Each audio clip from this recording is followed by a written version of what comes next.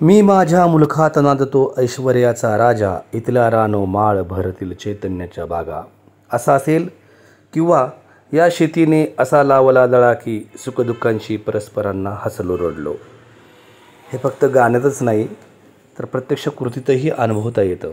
आणि म्हणूनच राजकारण शिक्षण संस्था सांभाळताना लाखेवाडीच्या श्रीमंत ढोले यांनी आपल्या शेतातली फळबागही चांगलीच फुलवली आहे. त्यांच्या शेतामध्ये द्राक्ष, डाळिंब, पेरू या बागा तर आहेतच, पण यावर्षी त्यांची कमाल आहे की 42 एकर द्राक्षबागेत त्यांनी तब्बल 375 टन द्राक्षाचं उत्पादन घेतलं आहे. मलेशियापर्यंत त्यांची द्राक्ष निर्यात होतात. त्यांचे ही शेती म्हणजे मी माझ्या मुलखात नांदतो ऐश्वर्याचा राजा असल्या स्वरूपाचीच आहे. श्रीमंत ढोले, माजी जिल्हा परिषद सदस्य.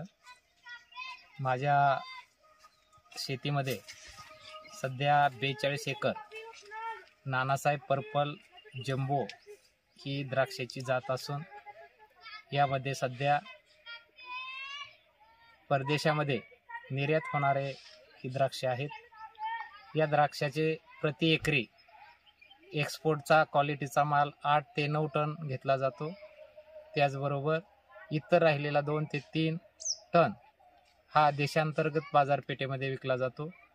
या द्राक्षाला जागतिक बाजारपेठेमध्ये चांगली मागणी असून या द्राक्षाचे आयुर्वेदिक गुण असल्यामुळे नानासाहेब पर्पल जम्बो ही द्राक्षे सध्या मलेशिया या देशामध्ये निर्यात होतात. यापूर्वी माझ्या शेतातील द्राक्षे सौदी अरेबिया, दुबई, चीन, रशिया, बांगलादेश या देशामध्ये निर्यात झालेले आहेत. यातून सरासरी आत्तापर्यंत 42 एकरामध्ये 375 टन द्राक्षे एक्सपोर्ट झालेले असून अजून एक 4 ते 5 एकरामध्ये काढणी सुरू आहे. या द्राक्षाच्या पाणी सिंचन योजनेसाठी जवळजवळ 7 कोटी लिटरचे प्रत्येकी 3 शेततळी केले असून याच्यावरती मोटार बसवून या बागेला पाणी पुरवठा केला जातो. त्याचबरोबर या बागेतून वर्षाला 12 ते 15 लाख प्रति एकर एवढा उत्पन्न होते.